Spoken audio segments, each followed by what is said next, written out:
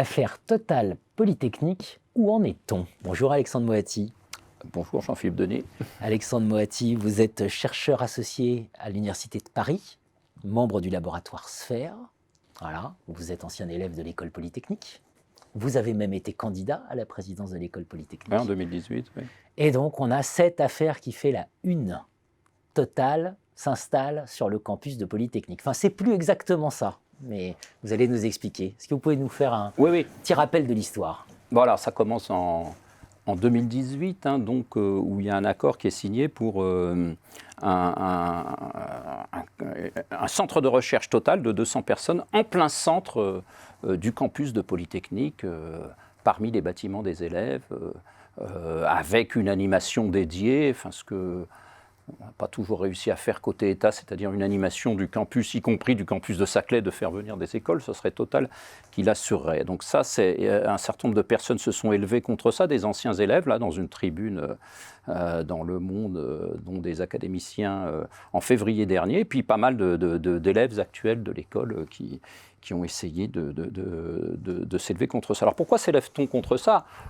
C'est pas tellement parce que c'est Total qui serait une grande entreprise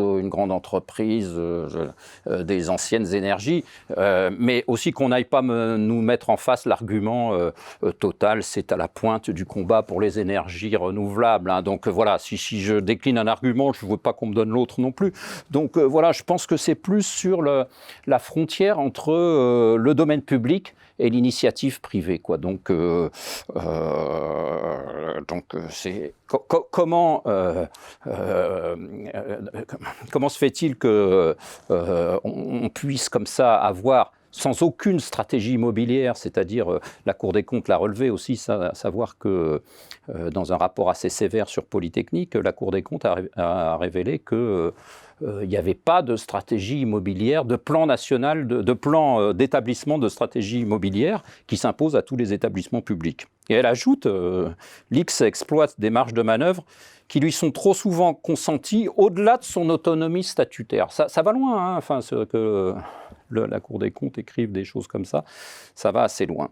Donc voilà, on essaie de s'inspirer d'un modèle américain, qui est d'avoir des entreprises près des campus, dans les campus, près des campus pour les États-Unis, en faisant un peu tout à l'envers, en faisant tout à l'envers, en fait. Donc, voilà, donc je ne sais pas si je rentre dans les détails là, mais si vous voulez, quand on regarde un exemple donné par la direction de Polytechnique, c'est le IBM au Kendall Square, là, près du MIT. Alors, je dis, c'est dans le campus. Non, quand on regarde les cartes, ce n'est pas dans le campus.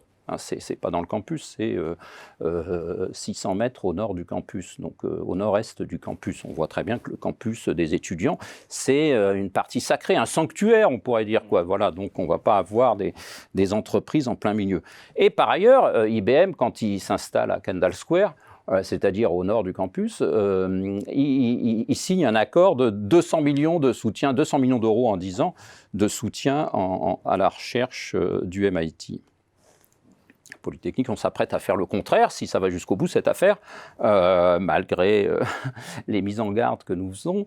Faire le contraire, c'est-à-dire, on va dire, bon, bah, d'accord, Total, vous prenez ce bâtiment pour 50 000 euros de loyer par an, c'est pas grand-chose, 50 000 euros de loyer par an. On déplace légèrement le bâtiment de 200 mètres. De 150 mètres. Et puis on négociera avec vous dans le cadre d'une stratégie nationale, d'une stratégie d'établissement pour l'innovation et les relations aux entreprises. On négociera avec vous un soutien à l'innovation et à la recherche de Polytechnique. Donc voilà, ce que je mets en avant, c'est le fait qu'on... Oui, tout en s'inspirant du modèle anglo-saxon avec des grants, avec des shares dédiés, financés, on en arrive à faire un peu tout à l'envers et ne pas prendre les avantages de ce modèle-là, qui sont quand même des masses d'argent importantes. Donc, même dans une logique, on peut dire libérale, on fait les choses à l'envers. Donc, voilà. Et encore une fois, moi, les gens qui avons signé cette tribune-là, dans Le Monde, monde, on n'est pas contre Total du tout. On dit simplement pas au milieu du campus, au milieu des élèves faisant l'animation du campus, mais c'est très bien un centre de recherche de Total, à côté du centre de recherche de Danone, de Thales ou d'EDF, qui sont juste en dehors de l'enceinte, pas très loin, quoi. Voilà, donc est-ce qu'il y a un point d'honneur à vraiment avoir un centre de recherche Total en plein milieu du campus de l'X? On en vient à se demander si c'est plus pas des affaires personnelles presque à ce moment-là. Donc je crois qu'il faut un peu raison garder et essayer de reprendre ce projet tranquillement. C'est ce qu'on est un certain nombre à proposer. Pour être très clair, hein, il y a eu une expertise juridique Oui, tout à qui a fait. été faite, qui pointait en plus des conflits d'intérêts au niveau du conseil d'administration de l'école polytechnique. Enfin voilà, c'était pas un petit conflit, c'est ça que je veux Non, dire. mais c'est pas terminé d'ailleurs, parce que je pense que là, c'est un peu, on va dire, un tour de passe-passe de déplacer le bâtiment de 150 mètres, en gros, parce que ça reste quand même beaucoup dans le campus des élèves. Donc, le comité de mobilisation avait fait faire une note juridique d'une 20aine de pages, cabinet Nicolas et Anotin, où il y avait un certain nombre d'erreurs qui avaient été relevées. Pourquoi Total, en tant que membre du conseil d'administration, aurait un accès privilégié à l'immobilier public, l'immobilier d'enseignement supérieur et de recherche, en plus sans doute un des plus valorisables. Pourquoi ils auraient un accès privilégié alors qu'un établissement public a obligation de publicité, de mise en concurrence, que ça pourrait être à côté des autres entreprises, qu'il y a même, c'est marqué dans la note, que ça pourrait friser du délit de favoritisme. Enfin voilà, donc il y a toute une note assez élaborée qui a été faite par ce cabinet d'avocats sérieux, tout à fait sérieux sur la place de Paris. Et je pense que ça a impressionné le conseil d'administration, mais enfin qui a décidé pour l'instant de ne déplacer que de 150 mètres. Je crois qu'il faut reprendre ce projet de manière un peu...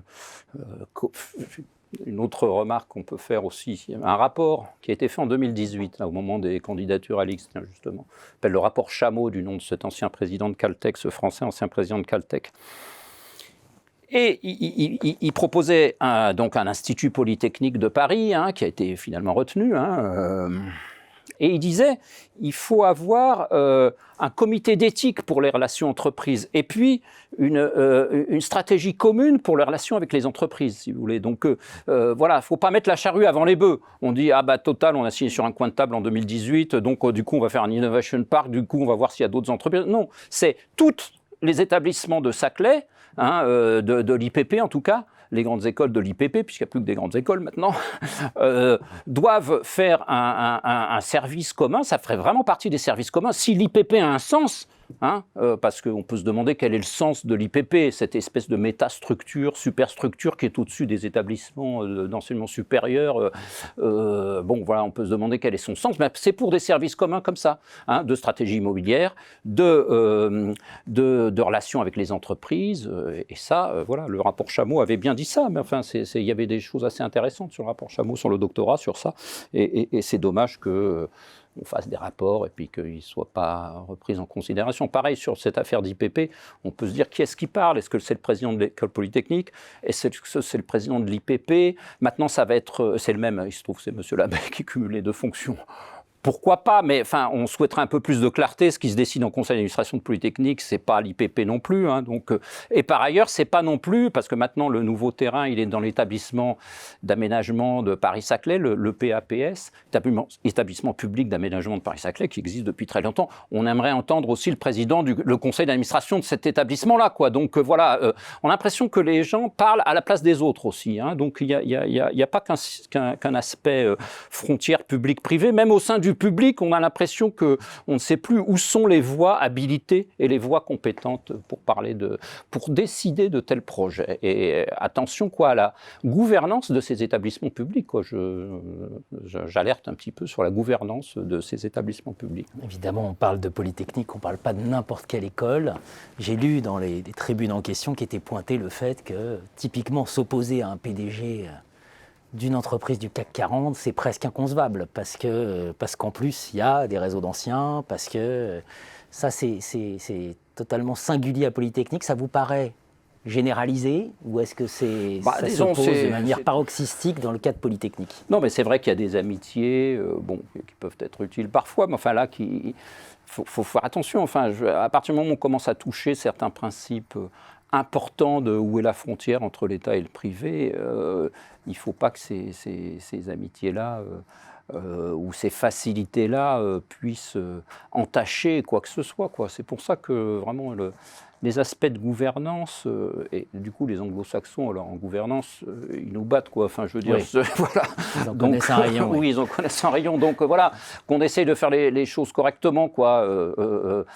Pas en prenant souvent le tapis par un coin, c'est-à-dire vraiment en essayant d'avoir une stratégie immobilière, une stratégie de relation avec les entreprises communes aux établissements de l'IPP, même si ça prend un peu plus de temps. Voilà. Et puis pas obéir à des menaces, genre le centre de recherche, je vais le mettre ailleurs, le centre de recherche Total, on va le mettre ailleurs, etc. Enfin, je vais le mettre ailleurs, on n'a qu'à le mettre un peu en dehors du campus, là, par exemple, ce serait très bien, là. Donc voilà, je pense qu'en effet, il faut reconsidérer un petit peu la façon dont ces établissements travaillent dans le sens de l'intérêt public. Ils le font, mais s'ils changent de modèle, ce qui semble être le cas, en s'inspirant largement d'un modèle anglo-saxon, qu'ils le fassent correctement, quoi. Enfin, et financièrement, parce que ça rapporte de l'argent, du coup, le MIT sait tirer quelque chose des entreprises privées, et juridiquement aussi, quoi. Voilà, donc qu'on ne donne pas l'impression que ce soit des arrangements sur un coin de table, des délits de favoritisme, comme dit le cabinet d'avocats. Voilà. Donc soyons positifs, pourquoi pas de tels projets, mais beaucoup plus organisés, pensés et préparés, quoi. Donc, École, université, passez à l'âge adulte dans vos relations avec les entreprises. Voilà, en quelque sorte. On suivra tout ça avec la plus grande attention. Merci Alexandre. Merci Jean-Philippe.